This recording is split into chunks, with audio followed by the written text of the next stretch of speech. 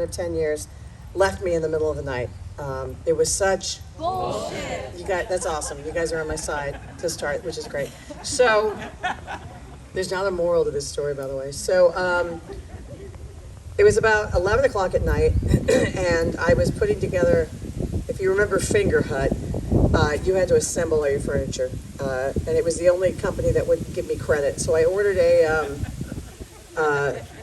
high table and stools from Finger Hut, and I was assembling it, and we started to argue about something. I don't even remember what it was. And he said, "I don't think I love you anymore." And I said, "What?" Pardon? And he said, "I don't think I love you anymore. I don't think I ever loved you. I never wanted to get married, and I never wanted this relationship, and I never wanted you to move in, and I never wanted to adopt the cats." And part of me wanted to say, did somebody force you to do this against your will? Did somebody hold a gun to your head when we adopted the cats? Instead, I said, "What?" Again, what? I think I dropped the screwdriver. It was such... Thank you, it was. So I appreciate your support. So he went on to tell me how he had been roped into this entire thing, this entire relationship, like I had a vaginal lasso that I just went like this. And, yeehaw, right? So I said, I don't understand what's going on. And he said, "I'm leaving." And I said, "When?" He said, "Now." And I said, "What the F?" And we argued for a while until 3 a.m. and I'm crying and I don't know what to do with myself. I was older. I was 38. I was massively overweight. I knew that I couldn't get any, tang or whatever it is that you call it now. I don't know. There was not a lot of boys that would go for me at that time. And so there wasn't a lot of body positivity stuff going on. There wasn't Me Too. And so he packed up one of my suitcases, which is just, thank you very much. And he left, and it's 3 a.m, and I put on my Birkenstock clogs, which are not easy to run in, and I half-heartedly chased him down the street in Queens to the train. And I say half-heartedly because I think that I knew deep down that it wasn't ever going to work out, because 1, we were in couples therapy, 2, I hated him. 3, we hadn't had sex in 4 years, which is such bullshit. It is, okay? And so he left, and I didn't know what to do. So the next day, I called my mom, I called my brother, and I called a mutual friend in San Francisco who was friends with both of us, and he had just recently been to San Francisco teaching a workshop. And I said, "Sean, did he say anything to you when he was there?" And she's like, "Well, it was kind of weird. He got off the plane and said, 'I need to get laid,'" which is such, thank you. And I said, "Pardon?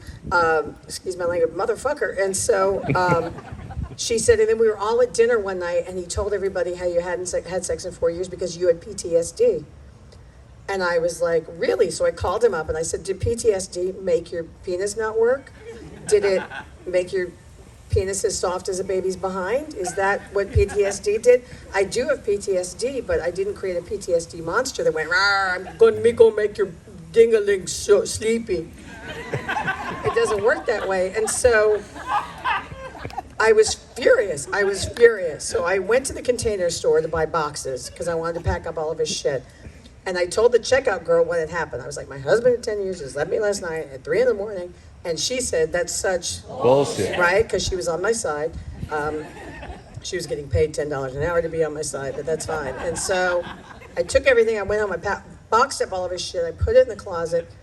That was it. And he came to get his stuff like the next day when I wasn't home, and that was it. I mean, it was over. 10 years, it was over. And you just feel empty, and you feel alone, and you don't know what to do, and you don't know how to have sex anymore. It's been that long, and you've been with the same person, and oh my God. And so there were 2 things I could do. One was I started a blog about the breakup anonymously, but it was scathing. And then I thought, I'm going to lose weight, and I did, because I wasn't eating anything. You eat like half a meal a day because you're just torn up. Every time you try to eat, you're like, "I can't, this is horrible, what am I going to do with my life?" I was going to spend my whole life with this person. And then I did something I'd been wanting to do my whole life, but scared to death. I got a Brazilian wax. because I was like, if there's going to be a plane on the landing strip, I want it to be safe for travelers. I don't want to duct tape anybody to a seat when they get unruly. So by the time I got to a size 14, I was like, that's it. I'm going to start. I'm going to do this. I'm going to go online and date. Enter Lava Life. I don't know if you know what Lava Life is. It's an old as dirt dating app, and they have 3 sections: intimate relations, casual relationships, and dating. I wanted intimate relationships, which is not candlelight and wine.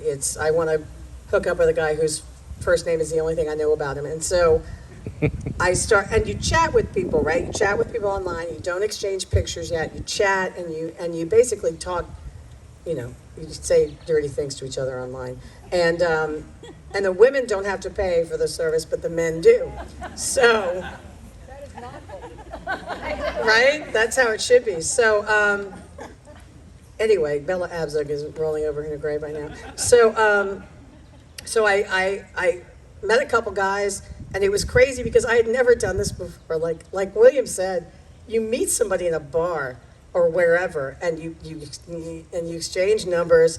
That's just not how it goes, right? You just don't go online and chat with people, and then the next thing you know, you're banging it up in the back of a Chevy. So I was chatting with all these guys, right? And I would send them a picture of me, which was like, it was like a headshot or a picture with me and my cat. I look pretty, which a picture of you with your cat that's not going to fly, I know.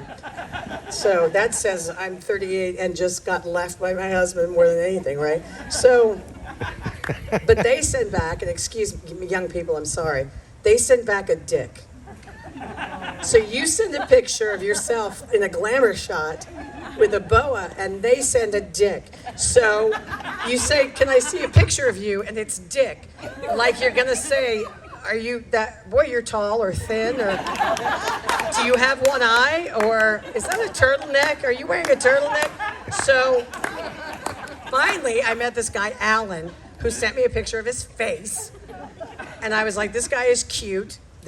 We're gonna do this. He was cute, he was, a little weird, which I played the bass, like all the things, it was right. So we decided to meet up at the Kips Bay Theater in Manhattan and go see Pan's Labyrinth, which is like the feel-good movie of 2006, by the way. Oh my God, did you know that everyone dies in this movie? So I didn't care about the movie, I cared about after the movie. So I put on a sexy black mini dress and thigh-high stockings and sexy boots, and I wore, a coat because it was cold. And I took the train from Queens, at 2 trains, I didn't care. I was getting this guy, and one of the things he said on his profile was, so I'm sorry, young people, I'm 9 inches if that matters. If it matters, yes, of course. What better introduction can you have after 4 years of not having sex than a giant banana? So, yes, it's fantastic. So, I get there, and there he is, and he's adorable, and he's a little bit, quirky. I like that. He's cute. We go inside. He's like, let's go in the back row in the middle. Oh, it's going to get dirty in a second. I'm so sorry if you're under the age of 18.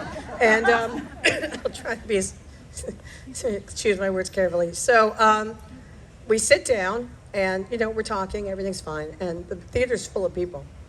And the lights go down, and he leans over and kisses me, perfectly, touches my face, everything that could possibly say you're beautiful and I want you. I don't care how desperate he was. In that moment, I was like, I'm sexy, I'm awesome, I'm getting kissed finally by somebody who's not my cat. And it was beautiful. It was hard. It wasn't sloppy. It was perfect. And then he stopped, and the credits start of the movie, and the movie starts. And then, I'm so sorry, you guys. Okay, we had our coats in our laps. And his hand starts going up my dress. I know. And I had to be quiet because there's people around. We're staring straight forward, right? The hand is going up, and I'm like, oh, God bless America. And son of a bitch, this is happening. And, let me tell you something. And he started fiddling. I mean, like a hillbilly. He was fiddling so beautifully. it was like hee haw, and I reached under his coat and I was, touching the bananas, and then I don't know how else to say this. He got up in there. I mean, his fingers did the walking, and and we were trying to watch them. I'm just like, fudgesicles. So the movie ends, and nobody knew. I hope nobody knew what was going on, and we got out and we started going to the train. And I said, look, I just got to tell you, I was married for 10 years. We just broke up, 5 months ago, and I haven't had sex in 4 years. And he put his arm around me. He said, oh, you were in for a treat.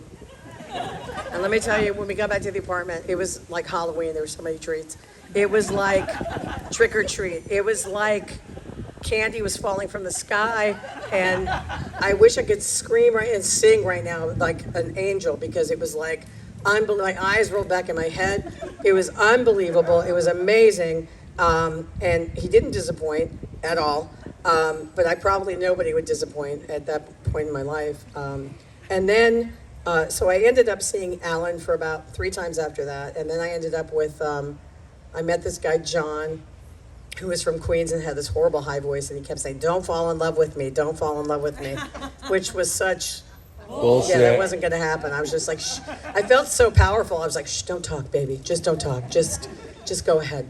And then eventually I met the guy I've been with now for 14 years. And we're very happy. And my ex and I are on speaking terms, which is good. We're fine.